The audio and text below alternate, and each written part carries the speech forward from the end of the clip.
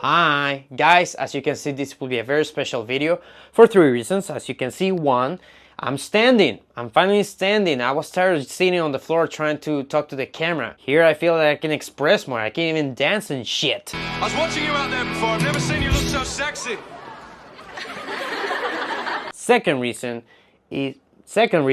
is that it's been a long time since I've talked to the camera. It's been 25 days as I'm recording this, and there's been a lot of things in my personal life, a lot of drama, my day job, but everything's been resolved, so everything's cool. Third reason is that this is the final video in my teen movie series, and we are talking about 10 Things I Hate About You. Have you ever had that film that when you felt sad or depressed, you always played it because you knew that at least for 90 minutes, it will make you smile, will make you happy?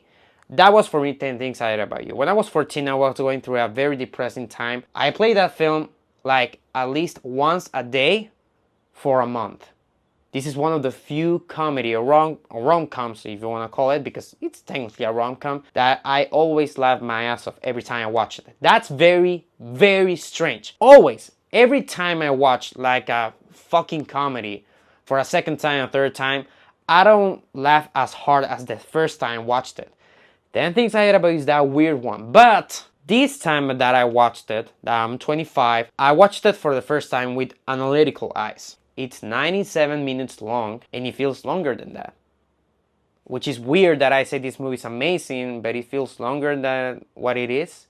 Because usually great movies don't feel that long.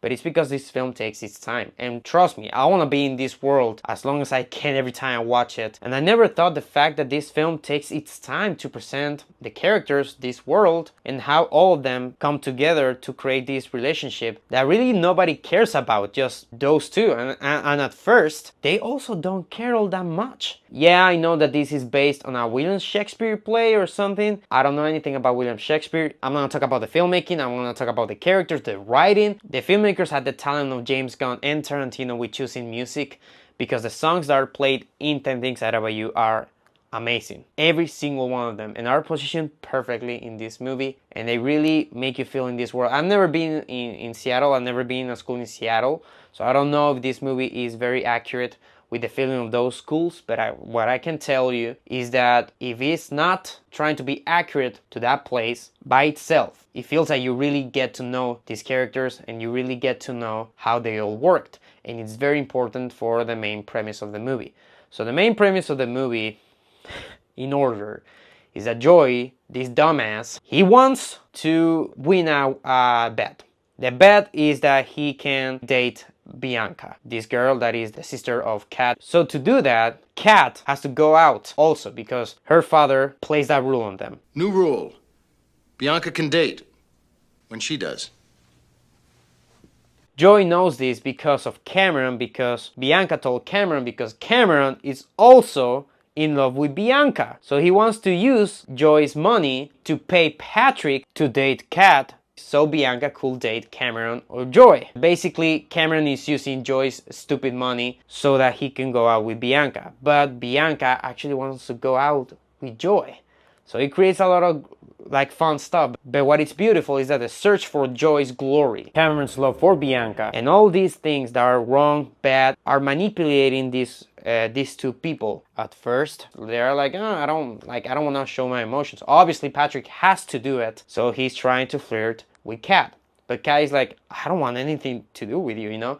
But as the movie goes on, they start to like each other. And this is an incredible romance, played by amazing two actors. Julia Stiles as Kat. That character is great because she's very complex. She hates everyone. Some people call her even a witch. She always has to say something about society. But what I love about her character is that normally movies like this, when you have characters so unlikable in some aspects, like her, the movie always try to make you understand why she is the way that she is with a tragic past. Like, I saw my mom dying, or my dad, or my whole family burned in a building and stuff, like some shit like that, you know?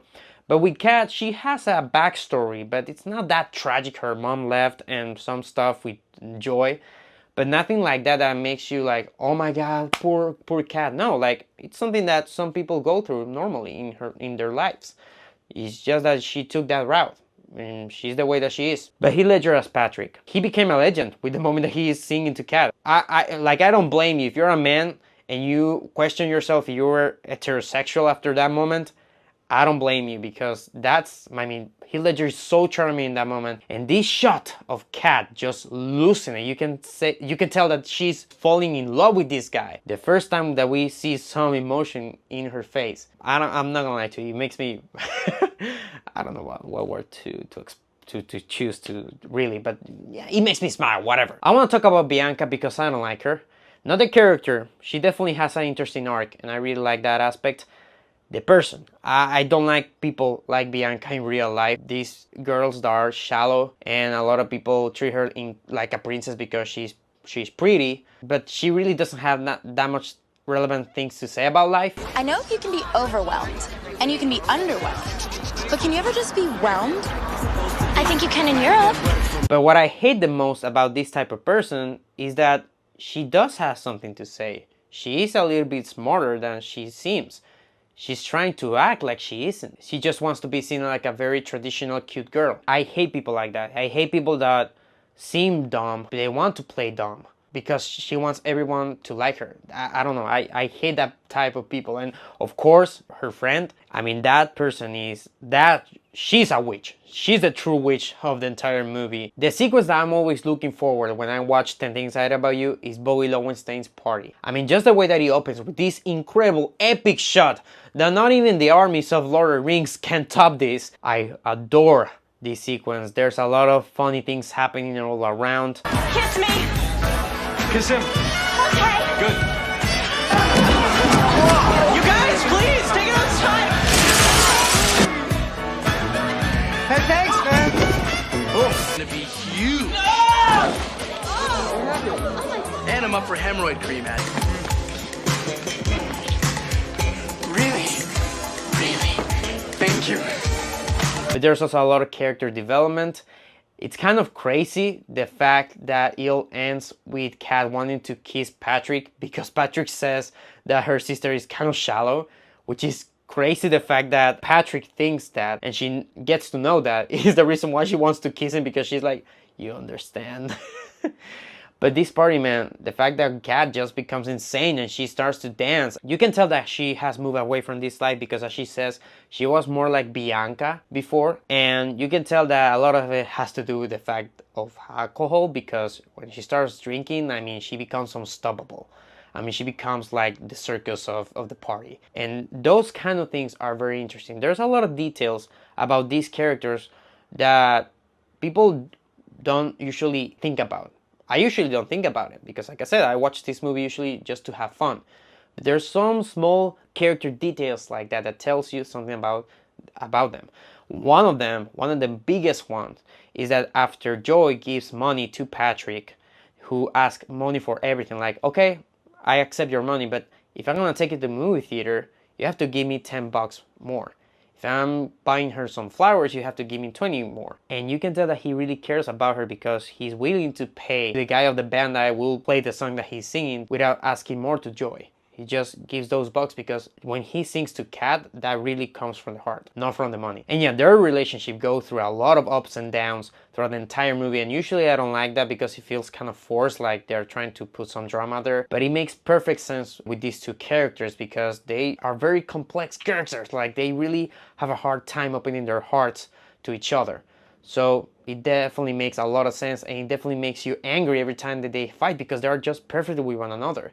And what is beautiful that these two characters, like Bianca, you get to know them a little bit more, and you can tell that Kat definitely has some heart, and Patrick also has some heart, and some really might be even a very good person. The speech that he gives to Cameron after Cameron just feels bad, the fact that Bianca went to Joy and not him. The film definitely becomes a little bit more dramatic and more romantic as it goes along. I love it because, like I said, this film is presented very well. At the same time you're having fun with the first 30 minutes of the film, it also progressively getting you into these characters and getting you to know them.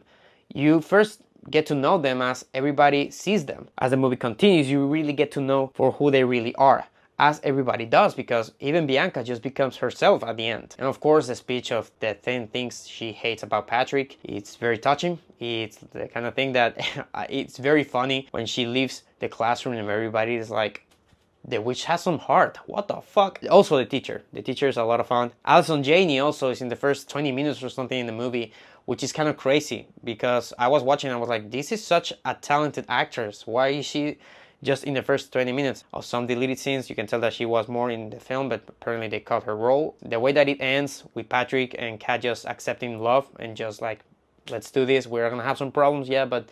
And the fact that Patrick uses the money to buy her the guitar that she was playing in the store. This is not just like a present for her to like, oh, okay, I accept your apology. But no, Patrick is like, the money that they gave me to manipulate you and date you so they could execute their plans, I'm using it to buy you something special. It's beautiful. And yeah, this shot of the last shot of the film, I mean, this is insane. This is one take. The filmmaking here is really good, but it's also very traditional, which is insane about 10 Things I Hate About You. There's nothing special about the cinematography, about the score, you know?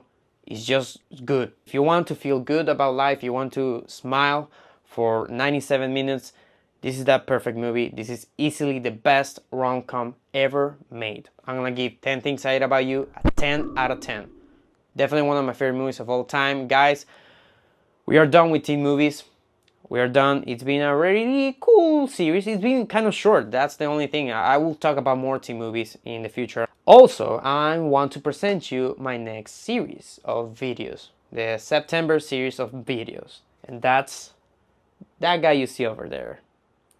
Yeah, I'm gonna talk about every single live action Batman movie ever made and some animated ones. If you didn't know, this is my favorite character of fiction, of everything. Batman is the most special thing in my life, guys. So I can't wait to talk about that.